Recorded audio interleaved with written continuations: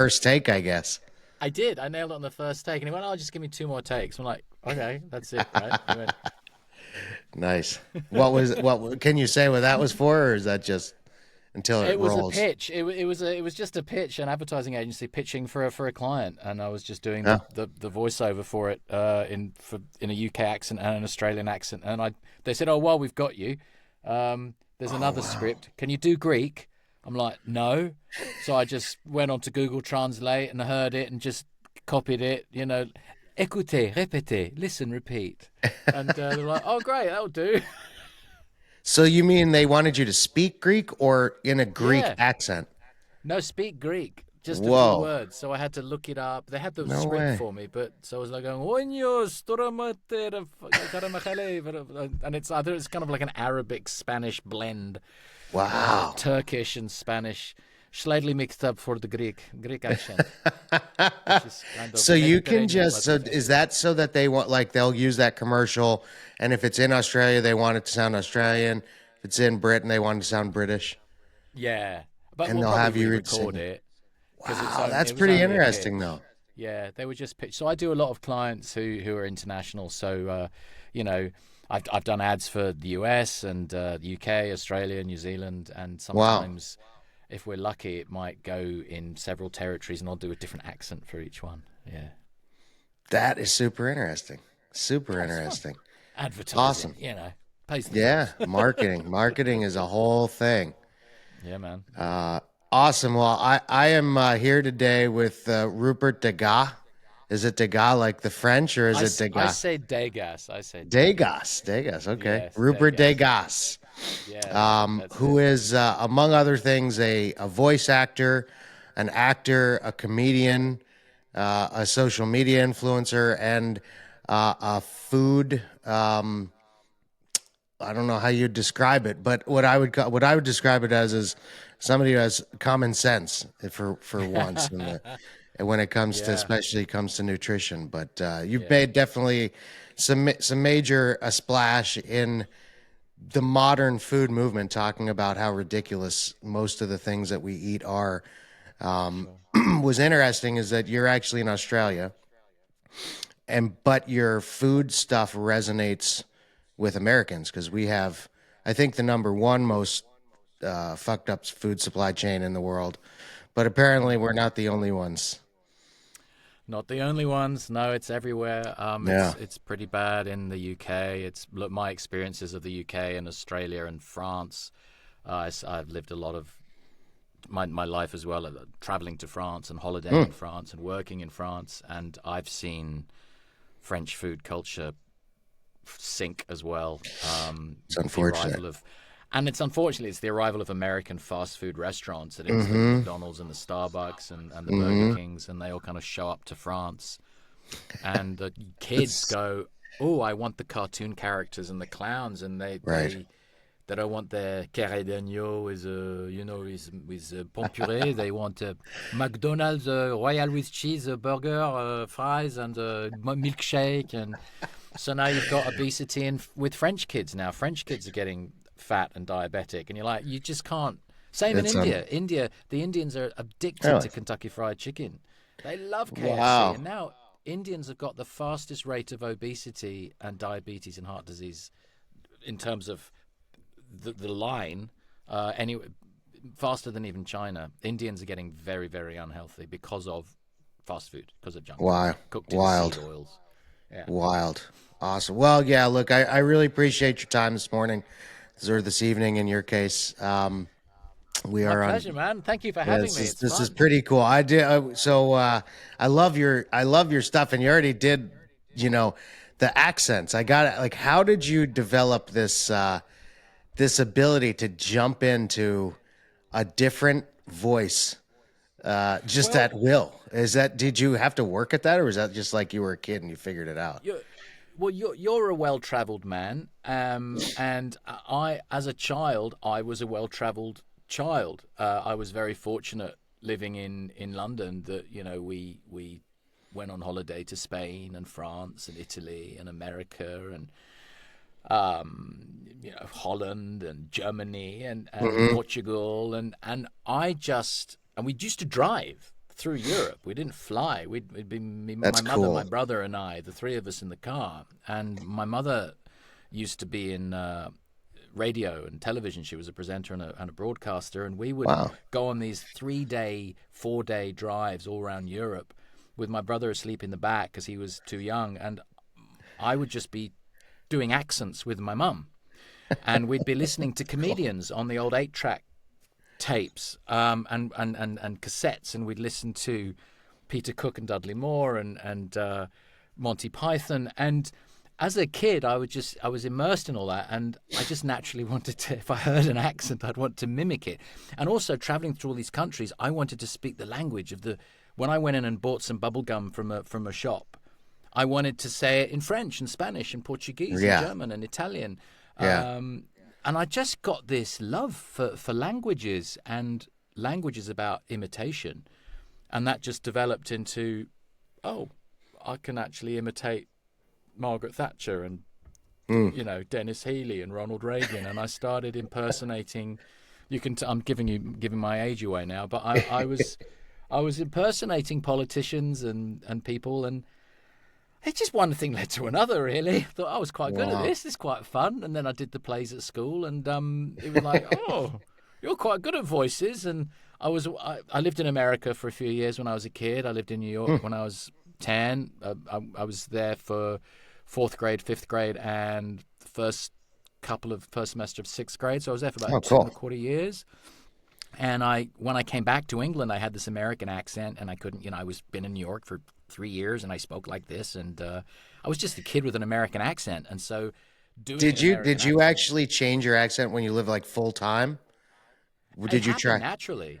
No, it just Wow. happened naturally. I just suddenly became an American when I was living there as an 8 year old. So I was a 10-year-old speaking like this, Um, I was sports club, played baseball, went to Central Park. I was part of That's crazy. Champion Sports Club. We'd trade baseball cards on the sidewalk, and then I went back to England, and I couldn't say bath or can't. I'd say bath. I can't have a bath, and all my friends are going, can't have a bath. It's can't have a bath, and it took me about 3 years to get my English accent back. Wow. But the muscle memory was there for the Americans. So as an actor, it's like, oh, I can play American, I can play British, Yeah. and switch like this. Now it's the same with Australia. I've been in Australia for 13 years, and Mm. after a day of working, doing jobs in Australia, I have an Australian accent, and it takes Mm. me a while to come down off sounding Australian That's at the end of really the day. interesting, though. I actually I was fortunate enough to learn how to speak French when I was in the military. The military trained me. Excellent. And then I lived in West Africa for, well, at first I lived there for 6 months on a deployment. That was my first time there. And they had sent me to a 1 week school for French, which you can't learn anything in a week. But then I did learn that I actually liked French Yeah. the second time around because I took it in high school. I was a punk and I didn't care. And so then I was like, oh, so I used my last month before the deployment, and I went to this school they had, and it was like all these multilingual women just sitting there all day long praying somebody would walk through the door and want to learn a language. So I walk in, it's like, psh. So I had like 2-on-1, 3-on-1 instructors for a month, which would cost like Wow. 50 grand.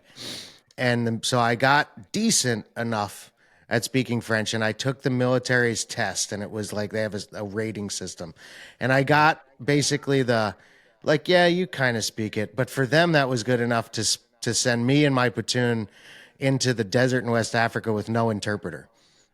So I went there, and Wow. I had to be involved in everything.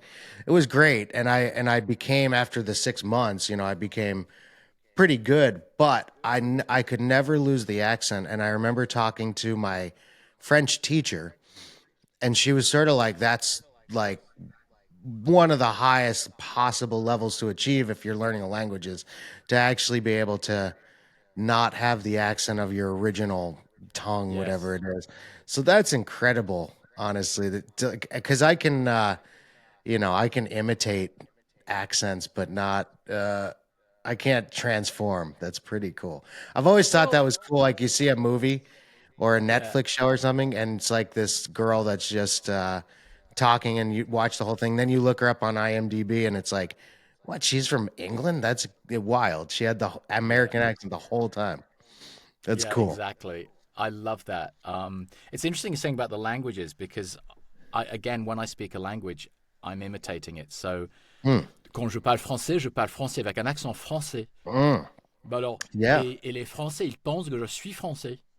And they say, "Oh That's wow, Rup, your French is so good, and how can you speak? You speak? Are you French?" And I'm like, "No, I'm yeah, English." no, I'm like, "Your honestly, French that's is amazing," but I make all these grammatical errors and vocab errors, and so they yeah. think I'm an idiot. You know, they're like, "Oh, you're French, but you're fucking badly educated. You must be a moron."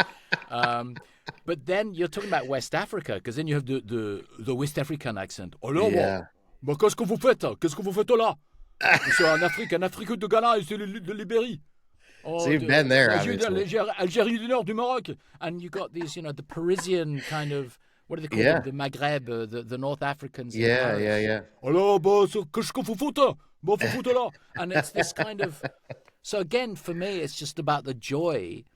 It doesn't have Yeah. to even be an accent speaking English. It's any accent speaking Yeah. any language. Like I can do this party trick where I can I don't speak Chinese, I don't speak Russian, I don't speak Arabic, Oh, not but you a sound like it. word. Oh, But I like if this. I can sort of, so if I go 当写到手手当今手操龙桥哇清酒公 Yeah. 腾桥令手跑车 total bollocks.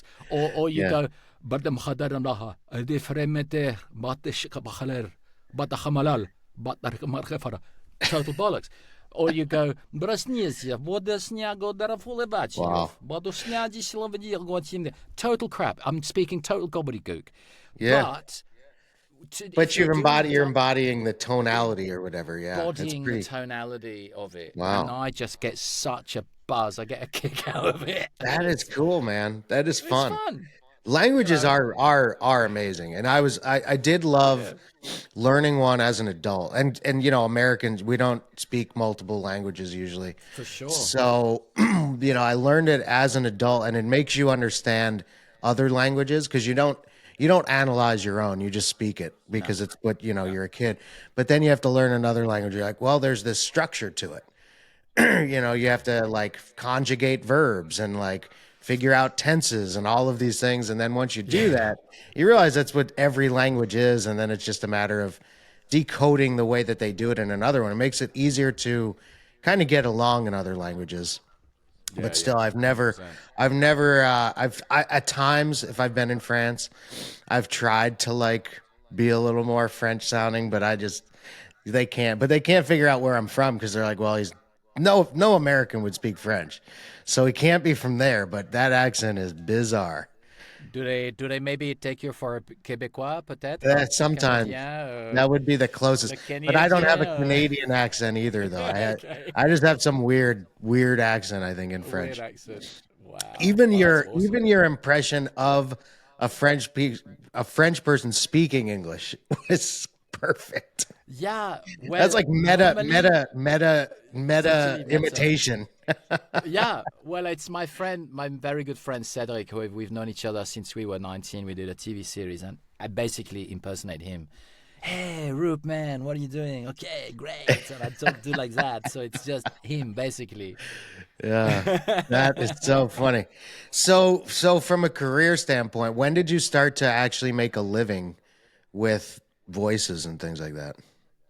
When I will the when I gave up my very last sort of non-acting job, like working in a shop, so when it was actually my full-time job Yeah. being Oh, an well, actor, no, not necessarily. I guess when did you get paid the first time? Somebody's like, you're I good got enough paid. to get paid. Well, the first time I ever got paid was when I was 12. Because I was a child actor, so Ah. I did quite a bit of voiceovers Did you hang and out with the Corys and like race Lamborghinis and things like that? Or no, it was in London, mate. It was nah, it wasn't that. It was going and doing voiceovers for cow drip and voting for under 16s and stuff like that. And I was going to a lot of auditions for the Royal Shakespeare Company and to play 15-year-olds at the National Theatre and stuff like that. So I was a child actor, but I That's cool. didn't go to acting school. I was at kind of normal school, and I'd have to get an exeat, a pink slip from the headmaster to let me Uh, take a few hours off to go to an audition, which I got maybe one out of every 10 jobs, hmm. But I first started getting paid when I was 12, but working, I worked for Blockbuster Video. I worked, for Gene in Top Man. I did market research. I did all the jobs. I worked on a building site. I was a bricklayer. But the first year when my entire income was from my passion, acting and voicing, Yeah. I was 24. Wow, that's So still super young. yeah, so 24 was when I went, okay, this is it now. This is my thing. And Mm. I did did the typical stupid thing that a lot of 24-year-olds do. I set up a production company, and I started writing scripts, and I started wanting to make films, and I was going to be the next, Spielberg or the next Robert Evans, and made three or four short films, or maybe even Really? 5 short films. Every That's time I did cool. a commercial, and because I was 24, 25, I was renting a little flat in London, and I'd go and do a commercial for Coca-Cola and earn more for that ad than any of my friends were earning in a whole year. Yeah. And but so instead of doing something sensible with the money, like putting it into a property or buying stocks or something in Apple or Google or Facebook, which didn't exist then, I made films with it. I went and That's cool, shot though. movies, I think and that's a better use of it, honestly. I do. You gotta have vanity story. projects. Yeah, but it's like, what do you have to show for it now? It's like, now you go, oh well, damn, I never bought that Apple stock. Shit. But I've Maybe got it these could have been half movies and that, half, and you'd be pretty excited still. yeah. No, so yeah, I guess from my 20s Wow. was when I could actually. Do you know what it was? What it was, Chris? It was like I was at my friend's house, and from school we were 20 old schoolmates, but we were in our early 20s, maybe 21, Hmm. and we were doing your typical things, going to bars, getting drunk, all that kind of stuff. And his big sister, who everybody had a crush on, his big sister's boyfriend, who was this kind of businessman, real estate guy, very sort of London, very West London, very cool. He had a snazzy car, and he was only in his 20s. And we thought, oh, yeah, he was loaded, And he said, "So what do you do?" "Oh, so I'm an actor." He said, "Oh, right. So what do you win at the moment?" I said, "Nothing." He said, "Well, how do you earn money?" I said, "Well, I'm a barman. I work in a bar." He said, "Well, then you're a barman." I said, "No, I'm an actor." He said, "No, you're not. You're not acting." And you know what? That's funny. At the time, I thought, what a dickhead. But actually, it was the best thing to say, because it just was that, it was that reality check where I went, Mm, actually, if I'm going to answer the question, what do you do for a living, with "I'm an actor," bloody that's have, cool. be an actor. Don't go, "I'm Sure. aspiring to be an actor," but actually I'm pulling pints in the pub. You know. That's So you that know was what? good. That's so interesting. And that, I mean, so this is the subject that I love talking about anyway. Like, is sort of the idea that there's these things that stop people from doing what they want to do. Like Oh the yes. the fear of failure or embarrassment, or and it's a lot of times people will do that. They'll be like, "Oh, I'm half in, half out." Like, I'll have a safety net or a fallback or a hedge, so that if it doesn't work out, I can say, "Well, I would have worked out, but I had to work that night." And it's a whole nother thing to leap in and say, I'm gonna fucking do this. And if I don't, I fail, and Yeah. Yeah. everybody knows it. Was there a was that, did you think there was a thing stopping you from doing it other than financial? You need to pay some bill probably, but There was nothing stopping me. That's all I wanted to do. I remember at school in the sixth form, which was about, I guess, grade 10, grade 11, so about 16, 17. I was the school actor, right? So I went to a private school in London. You know, we all had uniforms and beautiful building from 1550, and we played rugby, and we had a boat club, and you know, a combined cadet force, and it was all very very British public school. You know, we call it public school there, but you know, it was a fee-paying school, and a very good quality school in London. I hated it, but anyway, I was the school actor. I did all the plays, all the musicals, all the school reviews. I impersonated the teachers. I didn't do any that would be homework. I fun. got really bad grades. You know, I was the guy I was the school clown, the school joker, right? And the headmaster, we have these things in England called the university application forms, the UCAS forms or UCA forms as they were in my day.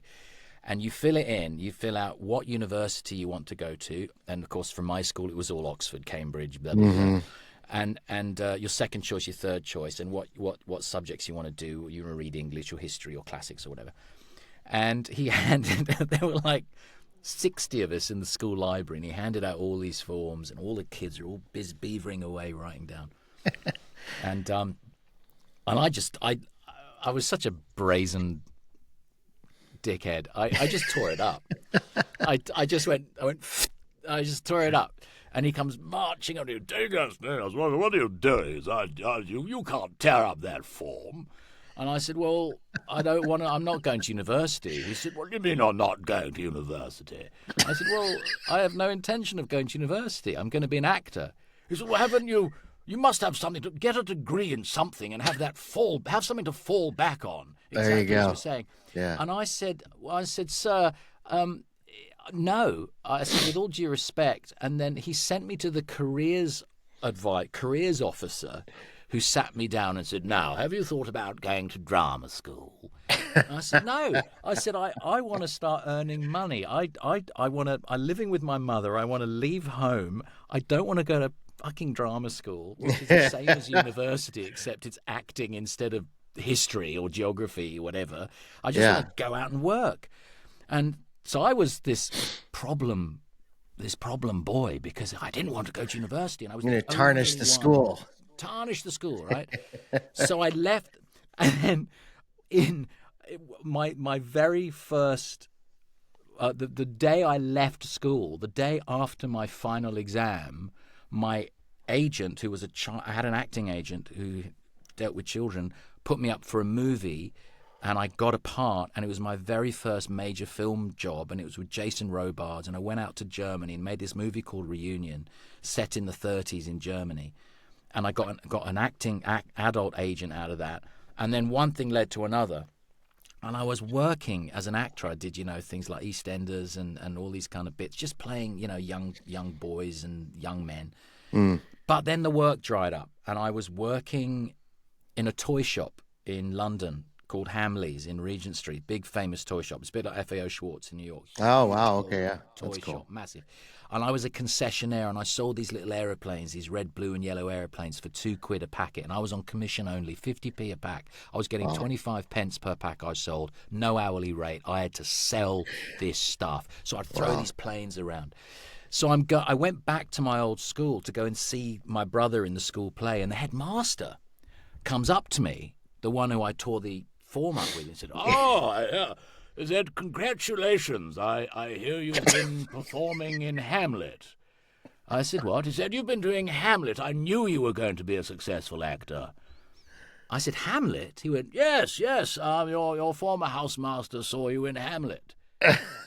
I said, no, Hamleys. I was working in Hamleys, the toy shop, selling, and his face went from this, I knew you'd make it, to, I knew I was right. You've amounted to a sales assistant. Oh, man. But then I thought, have you been then I back must since go. now? Do you go back now and say, sorry? well, I want to go back, but I don't get back to the UK very often. But the last time I was in the UK, last time I went back to my school, I went to teach a masterclass to the drama scholars there, and they were Wow. 30. I was the old boy because I did plays in the West End, and I'm kind of like one of the famous old boys. They've even listed me in Wikipedia as one of the alumni of my I saw school, that which is actually. very kind Yeah. of them. It's very sweet of them to do that. Yeah. Along with Tim Berners-Lee who invented the internet, but there we go, mixing You're with in good you're in good company. company there. Good He's company. in he's in good company. He's a good I guy. wonder if he's So, like, I'm actually listed next to Rupert Degas. can you imagine? Like wanker, but like dickhead. But so I'm back at school, and there's these 13 to 17-year-old kids, boys and girls now, because there weren't girls there when I was there, but there were girls there when I went back. They started letting girls in after I left. Damn. Well, yeah, that's a Just bummer. boys when I was there. It was all boys. Um, men. And I'm doing this drama thing, and I said, hands up, who wants to be famous? And they all put their arms up like, oh, I want to be famous. And then I said, who is prepared to work in fringe theatre, working your ass off doing jobs like working behind a bar, working on a building, everything I'd done, building site, doing market research, whatever it is, whatever job you can get, cleaning windows, cleaning people's shoes, being a shoe shine boy in Oxford. Who's prepared to do that and then spend all the money that you earn on that, putting on your own little plays or making your own little short films? And all the hands went down. None of them wanted to. There was one kid I remember who had his arm up, just one kid, and I went, you're probably going to be all right. But all the others, the reason why they wanted to be actors was to be famous. Yeah. But we're talking that generation, they're the social media generation. Yeah. My generation, our generation, we didn't have it. So I'm with these kids, and all they cared about was fame. They didn't care about hard work, application, desire, and for me to have those experiences I had with my mate's girlfriend's brother and my headmaster, all of those things to me were a push to go to the next step, next step, because I never had that fallback thing. Because I would be the kid putting my hand up saying, I'm prepared to do all that work. Yeah. Yeah. Yeah. I'm glad That's I did, crazy. man. No, that's awesome. So this I had a question when you were talking about the idea of going to a drama school. How much of acting is a craft versus, like, I think there's probably a perception by certain people that it's just some people are born with it, some people are not. How much is it something like, if I wanted to get better at playing an instrument, I have to practice. If I want to get better at playing baseball, I have to I have to go out and play catch. Is acting just something where you can, like, some people have this brain that can embody somebody else, or do you work at it? At specifically acting, obviously getting jobs, work, and that's work no matter what. To be a good actor, how much of that is That's in you versus a work? Well, that's a really, really good question, which I haven't really considered for a while, because I've kind of been out of the acting game for a few years and just focusing on voiceovers. But now I'm getting back into the acting game. I'm now considering those things, and I'm realizing that even now in my 50s, with all the credits and my experience, I'm rusty, and I have to get back on the horse. I got to get back on the bike, and I've got to work at my. For me, look, everybody's different. Every actor's different. For me personally, when I do voice work, I'm using my voice only. You don't see how I physicalize myself behind the microphone, Right. and I do. My face changes. I use my body. But doing these little videos I've been doing on Instagram for the last since nearly a year, about 9-10 months I've been doing them. Which are And awesome, by the way. I love thank those. you I very mean, much.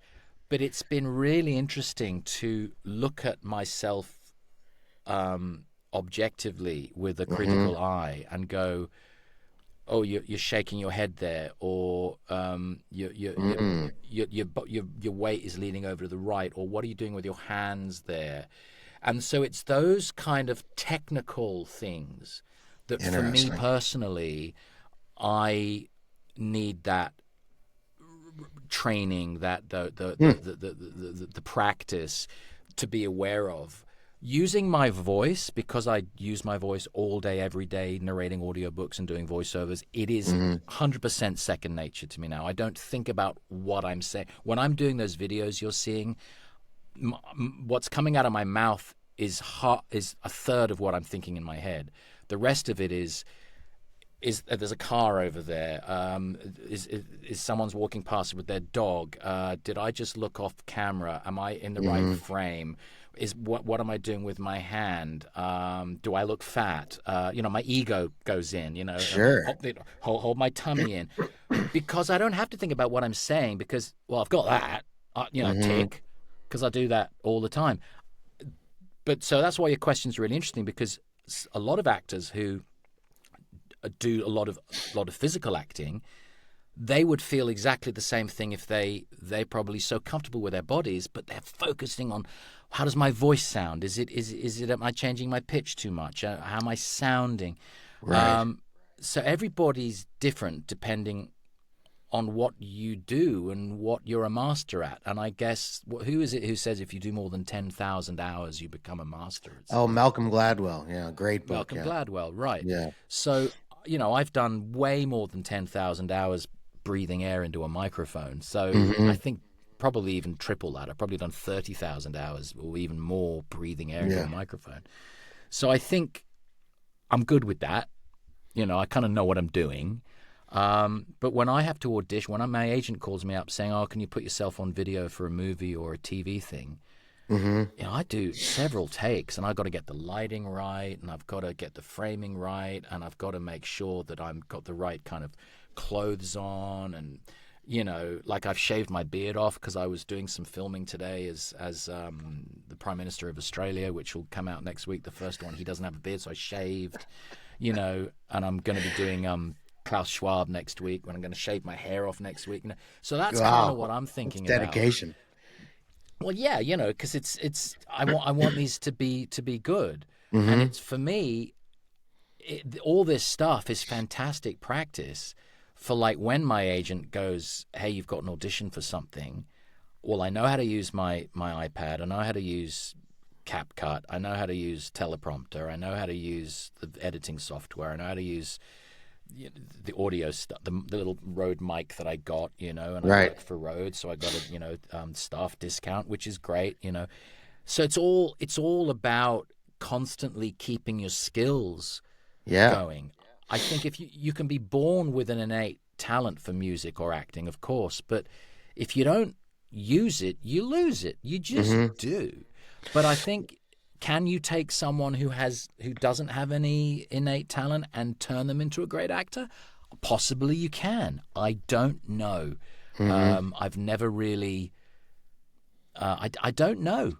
I think you need to have some kind of, to be a really good actor. You really need to have good empathy, Yeah.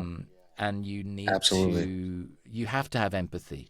You've got to To check your really put ego at the yourself in somebody's door. shoes, almost literally. Yeah, yeah, you have to, and Yeah. the ego is your biggest enemy, and I've got a big fucking ego, and that's the one thing that's holding. My wife actually said to me a few years ago. She said, "Rupert, the trouble is you're so concerned about how you look because I'm paranoid about my weight or my teeth or my double chin or my bald head, and I've got these kind of like man boobs, and I sort of go, oh, I don't look good on camera," and my wife's like, "You're an actor. You're an actor.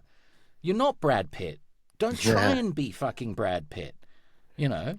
Right. But That's if so you interesting, just, though. if you're It's honest, no if you play seriously. the I mean that truth, that because I've thought about this. So I've never acted, right? I've never yeah, acted in anything. I don't look to pursue it as a career per se, but it is something that like I like to find things that I haven't done and do them. yeah, yeah, And so I've thought about this specifically. Now I do have this dream, honestly, of playing. I don't think I'm old enough, but maybe I'm being too nice to myself. I don't. I want to play Ebenezer Scrooge in A Christmas Carol, in like a play, because I love that play. I always yeah. have. Obviously, I'd want to be him. I guess I'd be willing to do other things, but I've thought about like what it would be like to be an actor, And I've thought the thing that you said exactly. So it's like, I've always, and I wonder this, like, and I've heard of method acting and stuff where they just basically like convince themselves that there's somebody and they never leave that space or something like that. But like when they're doing a take, and I also thought like in a movie, you're not actually living this thing out chronologically. So you like show up to work, have some coffee, and you're like, we're gonna film the last scene today. So you have to have the whole context in your head of everything that's happened before that, and then you have to act like that. And some of good actors, they've got you. You're not like, oh, that's Tom Hanks. That is Forrest Gump. You don't think of it, even though you know he's not that. So it's like, is he just in this zone where he just thinks he's Forrest Gump at that moment? Or is he actually thinking, like, I need to sit like this and I need to cross my leg like this and I need, I've always wondered, but the more things you think about, the less you're going to do good. And so, geez, it's so interesting to me to Yeah. how people Well, do that. I think that the thing about acting that makes it so wonderful is that there are no rules. There are no rules at all. Like playing the piano. Okay, so I play piano, but Mm-hmm. I can't play jazz. I can't play jazz. I Mm, can't get my right hand and my left hand to do different things at different times. It's like doing mm. the The padding. I can't do it. syncopation, yeah. My coordination, I can't do it. I play pop and rock, and I play musicals. I play Lennon, I play Bowie, I play Queen, I play, Les Nice. Miserables, I play Elton John. That's the kind of stuff I play. But my music reading ability is really, really, really bad. So I read the Hmm. guitar chords and I improvise around the guitar chords, and that's how I play piano. That's So cool. someone will go, "Oh, you play really well." It's like, well, no, I'm just basically, I know, I figured out how to go from F to F minor, and how to use the triad and how to do a seventh and an augmented. And I just figured out. Hmm. So I just look at the guitar chords and I know what the song sounds like. So I just kind of improvise. Yeah. Now, you put a piece of music in front of me, I can't read it. I can see it, but I'll have to go Hmm. FACE. All cows eat grass. That's then I have to go. That's one tone up. I don't know what time 4/4 and 6. I couldn't give a shit about Yeah. any of that. All I want to do is sit down at the piano and just play Elton John and Yeah. sing. It's a little bit funny, and I'm amusing myself. Yeah. And I think with acting, but it doesn't mean I'm not emoting the song or I'm not enjoying the music. But I've heard somebody play Elton John perfectly for note, but there's no feeling behind it. There's no Mm. emotion. It's technically brilliant, but you don't Yeah. feel it. Whereas I sit down and I play it, and I'm like, I'm a cheat pianist. I play the guitar chords and I improvise around the guitar chords. But man, I'll belt that song out, and Yeah. you know and I think it's the same with acting. Is everybody is different. You've got to do what works for you. So like for Tom Hanks, if he knows his lines, he knows his character because he's been rehearsing and working on his character for 6 months before Mm. he went on set, maybe even a year if it was the lead and all Wow. that. So he'll have been working. He'll know that part. He'll have had costume fittings, makeup fittings. He'll know every line in the script because he's the lead, and it behooves him to. So his knowing the lines, he'll know that voice. He'll found that voice.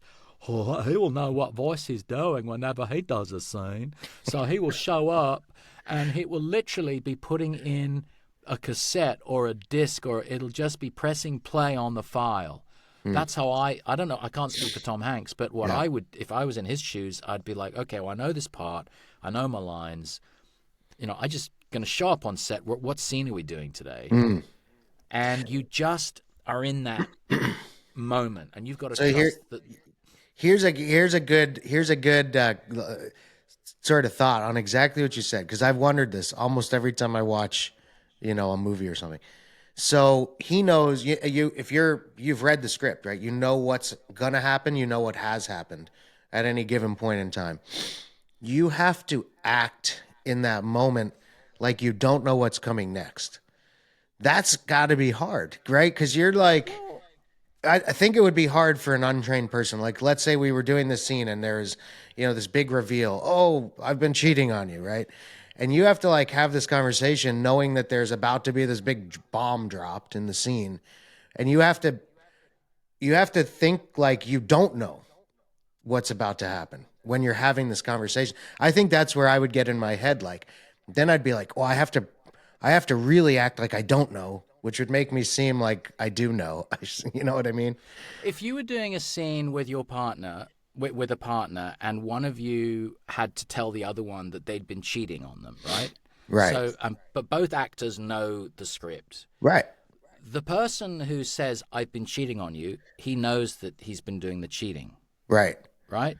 The Yeah. person who you're saying it to doesn't know. All the person has to do is imagine the situation that they would be in if their real partner in real life told them they'd been cheating on them, I think that's and easier. But then and if I thought do about that, that. then I'd already be pissed. I'd be like, son of a bitch.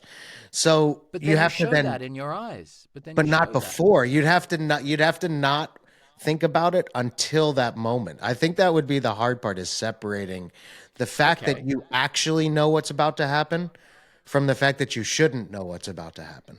And that, Chris, is called acting. I think it's an incredible skill. Yeah, you brought up music, which I think I love the analogy because obviously they're art, and that's one I have more familiarity with. So I play music, and You play drums, I've right? just what's that? A You little play bit. I drums. I dabble see on a the drum drums. kit. I've got guitars, bass. I play a bunch of instruments, but I've kind of picked up the guitar more seriously in the only in the last say 2.5 years. Yeah. So I've had to go from the thought, right? You play and you think about every single note and where your fingers are, to music, which is like you are actually enjoying it and the people listening to it are enjoying it.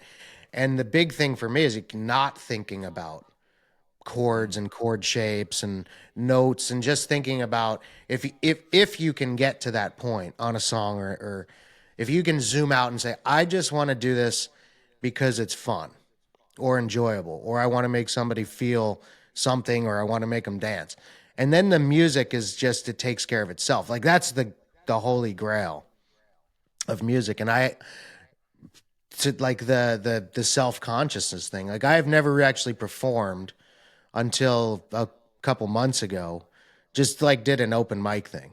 And I was nervous as hell, honestly. I was freaking Of nervous. course.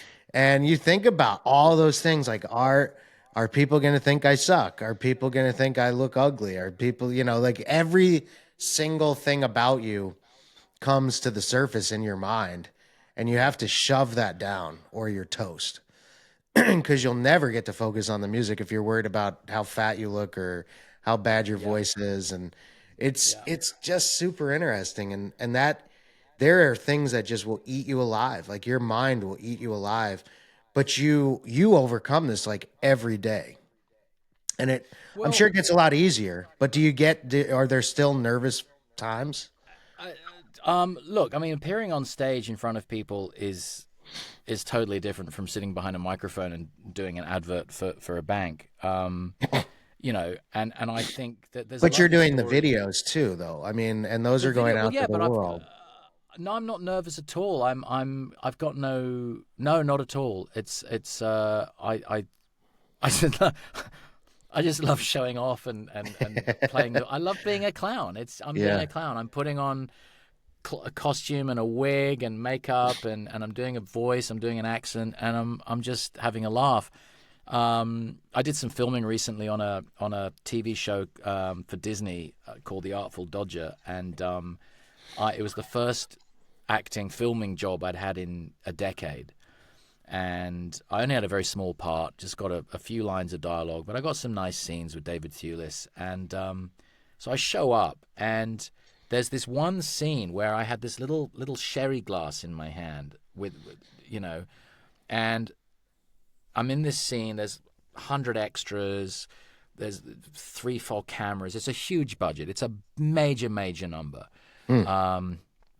And I have to, David Thewlis and I have to toast. And for some reason, I just had the wobbles. Mm. I was shaking, and I don't know why. And I had to hold the glass up with 2 hands like that. And all I was aware of was fucking stop shaking, Rupert. Just Hmm. stop your hand. Just, and I'm doing the dialogue, and then it's like, okay, take two, third take. You know, there's people coming, extras, people going upstairs. There's coordinating, people coming out of doors. There's like, you know, it was a, and then I've got this hand is doing this, and I'm like, is this because I smoked too much weed in my 20s? Is it, have I got some DT situation? Have I got a magnesium deficiency? Have I had too many coffees? And my mind is going, everyone can see you shaking. Everyone can see this. And Hmm. everyone's judging you. Everyone thinks you might have Parkinson's or you're sick or something, you know. And yet nobody gave a shit. Nobody Yeah. cared. I just Yeah. didn't have to do that. I just didn't. I just held the glass down there, and Fagin went like that. And I just kind of went like that. I didn't do Right. that. And but my mind was, I don't know why I was so nervous. I was Yeah. really, and I actually know why I was nervous now. Now I tell the story. I was filming in Sydney, and I had a 3.5 hour train journey home, and I had a 9 p.m. booking to the UK, and I told the production that I had to catch the 5 o'clock train from Central Station, and could they order me a cab to pick me up from the location at 4:30. And it was, then my call sheet said I was due to finish at midday, and it was 3 in the afternoon, and they still hadn't got to my bit yet, and I was now starting to panic a bit. And then it was 3:30, and I'm like, and I kept saying, I've got to get my fucking train. And I'm wearing this, you know, masquerade ball from, you know, Renaissance Paris outfit with a wig and, you know, shoes and the whole thing. And they said, so they all were ready for me, you know, as soon as I came off, change out, get me in the cab to my station. We rushed that whole last scene because all I'm thinking is, I just need to get out of here. I need to, because I Hmm. had to get that train. Wow. And so I was shaking because of that. Interesting. So, Yeah. No, it the mind will eat you alive. I've done yeah. you it, and the more you think about not doing it, the more you do it. The more you think about it, the worse it gets. You just got to let go, man. You just got to let go. There's Yeah. a lovely story of a magician. I don't know if you've read Dale Carnegie's How to Win Friends and Influence People. No, It's a I great actually book. haven't. Yeah. It's really good. I'm narrating it at the moment for Audible. I'm doing the audiobook at the moment, and Oh, that's I've never cool. read it, so I get to I want read to know when books. that's out because then I You want to know, listen to it. Are you going to do it in it's so different good. voices? Do each chapter in a Well, different accent? yeah, well, I'm doing his kind of, you know, Minnesota accent, but Oh, that's cool. it's he talks about a magician who before he went on stage every night, he said, I'm really grateful for the audience. I'm grateful that the audience come to see me, Mm. and I'm thankful for them. As opposed to another performer who's going to go, I'm going to make them laugh, or Mm. you know, I'm going to, you know, me. He's about, it's them. I'm grateful that they have bought a ticket. So when you're on stage doing your open mic playing guitar, all those thoughts of, you know, how do I look, how do I sound? If you just went, hey, these people have all come here Hmm. because they want to be entertained, and I'm so grateful that they are giving me this opportunity to do this. Then if you flip it, then you're giving.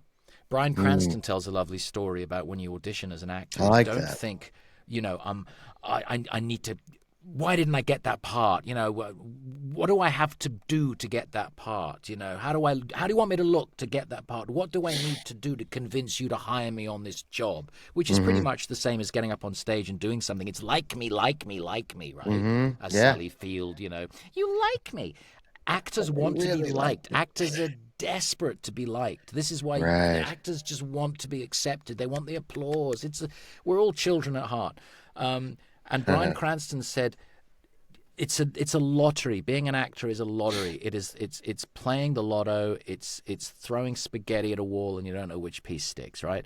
So when you go into an audition, give them something. Give Mm. them something of yourself. They might not have seen it that day. They might have seen everybody do that. But if you can have the casting director who's been leaning on his hand all day, he's seen 50 guys come in saying the same scene over and over again.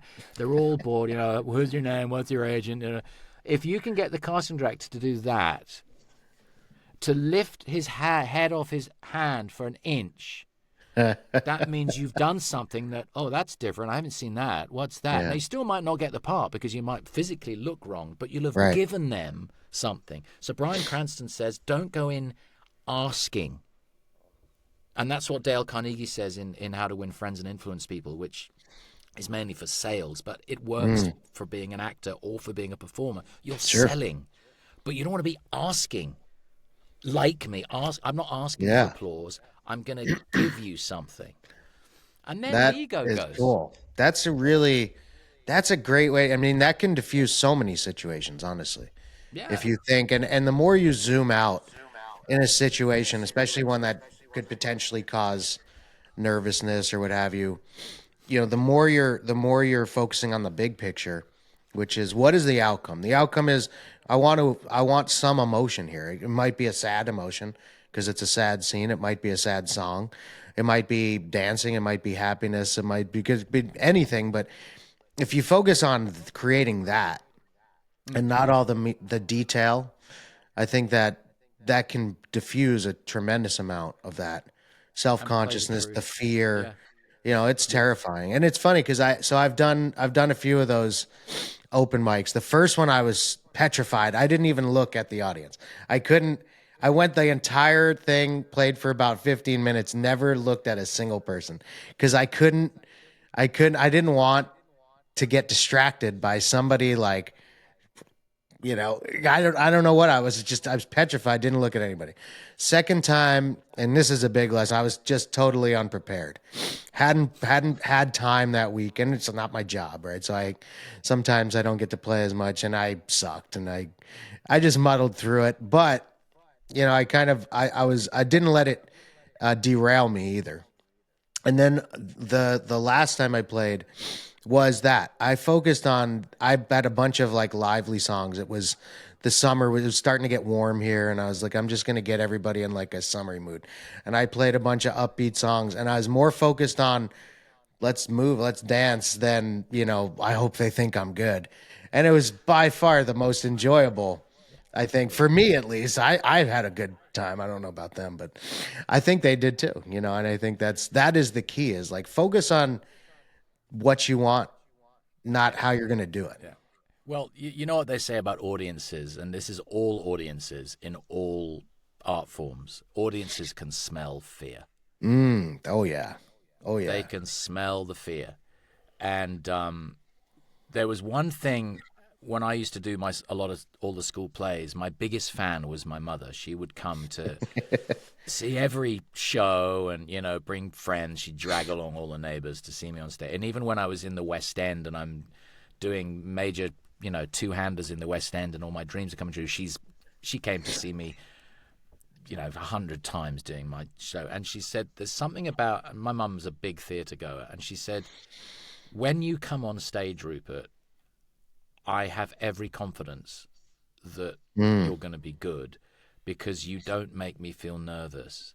You have such confidence is the wrong word, but I can't remember what the expression was, but she said there are some actors where when they come on stage, you kind of sense that they're scared or they're nervous Mm-hmm. or they're worried about forgetting their lines or they don't know where they are. She said, I never think that with you. You have this kind of confidence, I guess. It is a confidence, but it's a fearlessness, I think. Yeah. I think it's a fearlessness, and I've developed a fearlessness as an actor because I had to. You have to. I was just gonna say. I mean, you have to. There's just too many things that you could allow yourself to destroy yourself with, and Yeah. if you don't develop, and I think part of it is repetition. I think that's true of almost any discipline. You have to do it over and over, and the more you do it, and the more you overcome it, the easier it gets to do that in the future. But it's never. I don't think there's ever a time where there's no fear or there's no instinct of fear, and you have to develop a mechanism to deal with that, or It just takes, it's like a golf swing. I mean, you can have a microsecond of a bad thought somewhere in that swing and you're in the woods. And the difference between a amazing shot and a lost ball Mm. is just this fractional mental Dude, lapse. I'll be sitting here in the studio narrating an audiobook into this mic, right? And I'll go, 3, 4 pages without making a fluff, without making an error. And now I find my brain going, "Oh, I haven't made an error in 4 pages," and then Yeah, I make yeah, an error yeah. No, because the mind I've is distracted incredible. myself. Yeah, Yeah, I just went, "Oh, you're good at this, Rupert." Ah, you idiot! You've made a fucking mistake now because yeah. you I lost the concentration of. I was so in the scene. I was like, "Oh, it's Hmm. flowing. The words are flowing. This is great." Oh, make a mistake. Yeah. Yeah. And the harder you try, I don't know if you've ever looked into, and I'm not like a guru by any means, but I do enjoy the philosophies or the principles of Buddhism Oh from that yeah. standpoint. And it is a paradox because the harder you try to concentrate, the less you're actually concentrating. You're just concentrating on concentrating. And so you have to sort of like that Zen state is an incredible thing, and everybody's had it in something. It's Yeah. been, whether it's a sport, whether it's acting, music, whether it's anything somebody's engaged in. It could be mowing the lawn. Like you'll go like all around the yard, and you just will pop up and realize, wow, I just mowed the entire yard, and it looks great. And then you hit a tree because you stop, You you know. stopped. Yeah. But I love that concept, and that is, man, with what you do, it's constant. You're constantly seeking that, perfection without focusing on wanting perfection.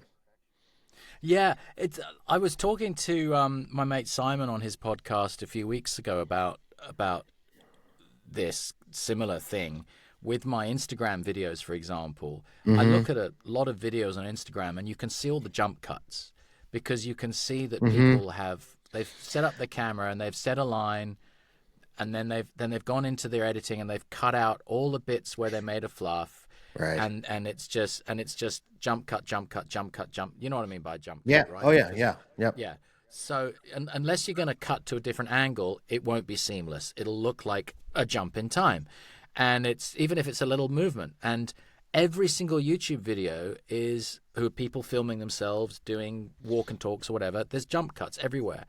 And I made a conscious decision as a professional actor that I didn't want my videos to be edited. Everyone is one take. And Really. sometimes, yeah, Wow. sometimes I get it in the first take, and sometimes it's 10 or 12 takes, and it's the Yeah. last one that goes on Instagram. Like I was doing one today, and it was so good. I was doing Albanese, the Prime Minister of Australia, and I was going, "Oh, this is great. This is really good." And this train went, and it was on the last fucking word. So what do Yeah. I do? I did it again. Yeah. I did it again. Yeah. And That's cool. and then I do it again. And then this woman was walking her dogs. And I did it again. And then I fluffed on a word, so I did it again from the beginning. Uh-huh. Um, you know, Yeah. I don't know why I mentioned that. I think it was something of what you were Oh, we're saying talking about about that concentration. You have to be in the zone concentration without in thinking the about zone. doing good. And the less you Yeah, think about doing it, the better you do it. But yeah, that's hard. It's yeah, so hard to do. It's like, how do you not think about doing something you want to do? It's like, man, it's just tough. There was a yeah. I learned from this guy about Buddhism many years ago, and he told me this thing that stuck with me. He said there was this young man, and he climbed up to the mountaintop to the temple. It was a long, arduous journey, and he knocked on the door, and the monk opened the door and said, "Can I help you?" He said, "I would like to achieve enlightenment." And the monk said, "Okay." And he said, and the young man said, "How long will it take?" And the monk said, "Oh, I don't know, 5 years." And the young man said, "Well, what if I try really, really hard?" And the monk said, "Probably 10 years." You know, but it's like, how do you? It's just, it is an amazing thing when you decide you're going to do something, and it's the same in sports. It's the same in Yeah. military tactics even. You know, you train together as a team, and at first Yeah. everybody's worried about like each individual step, and then you get to this point where you can just flow through and accomplish the tactic, whatever it is. Mm-mm. And you're not thinking about all the details. You're thinking about the outcome. You're thinking about the other people in the team. Um, you know, and you're thinking in sports, you know, you do drills, and then you know, you practice passing and you practice a play. And then the moment it comes in the game, and then it's just like you're trying to score. And those things, the less you think about how do I kick this ball, and the more you just think about, I just want to get it in the net and let your body take over. But obviously, you have to have the practice, you have to do the reps and all that. But I don't know. It's very difficult. It's very difficult. When Yeah. I was learning how to skydive Wow. in the military, and I remember because it's terrifying, especially at first. And we did this one jump, and it was probably the fifth jump I think I've ever done. And I suddenly I see this mountain top approaching, and I'm like, you know, you're only supposed to pull at the altitude they tell you. And I'm like, oh my God, like I am going to crash in this mountain. What if they dropped us in the wrong place? What if they, you know, they could be wrong, and I'm just going to like burn into this mountain. But I was a good military boy, and I watched my altimeter, and I pulled at the right height, and I got down and I saw the instructor. I was like, was I really close to that mountain? And he goes, you've jumped in the same place every time. That was just the first time you opened your eyes. And it was, you know, it's like that's that thing of like you do things over and over, and then you're able to zoom out and see more. But for those first few, I'm sure I had my eyes open, but literally was so tunnel visioned on those first jumps that I didn't even see. And then you get more used to it, and you see more and you see more. Wow. But just incredible. And acting to me is just you're doing that every day. You're doing it every day. I love the Man, concept. you're jumping out of planes, dude. Come on. I mean, that scares the shit out of me. I watch those It's YouTube videos of head cams of people jumping out of planes. I'm like, oh, they're and they crazy. go, one, two, hot, one. I'm like, I'm the guy going, no, no, not going. I mean, Yeah, no, it's fun actually once you get used to it, but it's something you should never get too used to. It's always well, dangerous. yeah, I don't like dangerous things at all. I'm very risk averse to anything physically. I will do anything. I'll make a fool of myself. I've got quite a high risk tolerance for things like investments and being a dick and making a tit of myself, you know, or whatever. But when it comes to my physical well-being, I mean, I don't even Probably a stand good on wobbly instinct. ladders, man. I'm just like, I need to change a light bulb. Someone's footing that ladder for me because I've seen too many videos on YouTube of people falling off ladders. I'm like, no, Yeah. I've got leaves to clean out of the gutters, and I'm going, yeah, should I pay someone to do it, or I could do it myself? But what if I fell? So I'm Yeah. No, that's a super, good super. I think that's a good instinct actually. I think you're that's probably served you well. Yeah. So jumping out of a plane, bungee jumping, forget about it. No, but I would never bungee jump. I think that's a horrible